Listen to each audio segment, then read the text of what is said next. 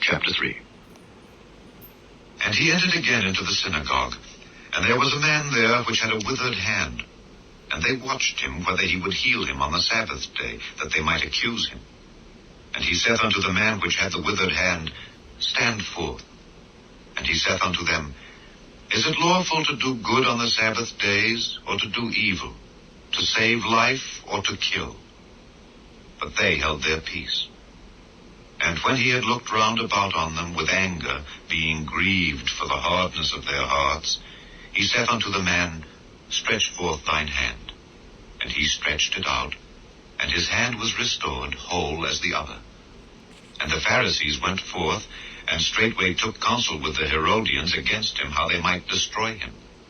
But Jesus withdrew himself with his disciples to the sea, and a great multitude from Galilee followed him, and from Judea, and from Jerusalem, and from Idumea, and from beyond Jordan. And they about Tyre and Zidon, a great multitude, when they had heard what great things he did, came unto him. And he spake to his disciples that a small ship should wait on him because of the multitude, lest they should throng him.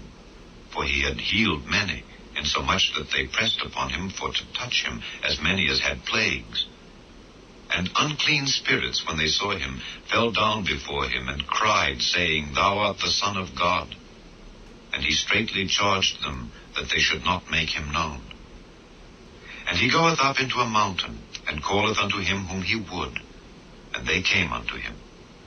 And he ordained 12 that they should be with him, and that he might send them forth to preach, and to have power to heal sicknesses, and to cast out devils.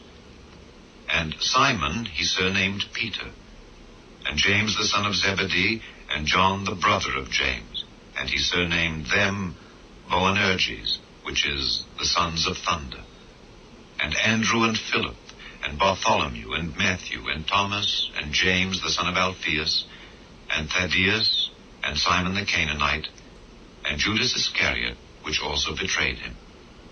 And they went into an house.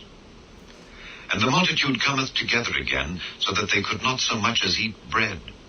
And when his friends heard of it, they went out to lay hold on him, for they said, He is beside himself. And the scribes which came down from Jerusalem said, He hath Beelzebub, and by the prince of the devils casteth he out devils. And he called them unto him, and said unto them in parables, How can Satan cast out Satan? And if a kingdom be divided against itself, that kingdom cannot stand.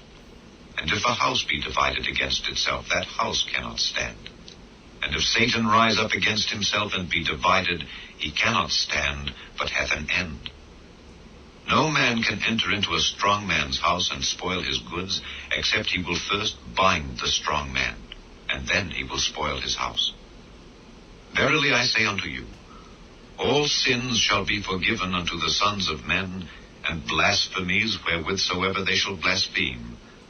But he that shall blaspheme against the Holy Ghost hath never forgiveness, but is in danger of eternal damnation. Because they said, He hath an unclean spirit. There came then his brethren and his mother, and standing without, sent unto him, calling him. And the multitude sat about him, and they said unto him, Behold, thy mother and thy brethren without seek for thee. And he answered them, saying, Who is my mother or my brethren?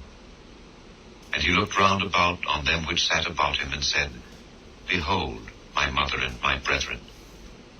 For whosoever shall do the will of God, the same is my brother, and my sister, and mother.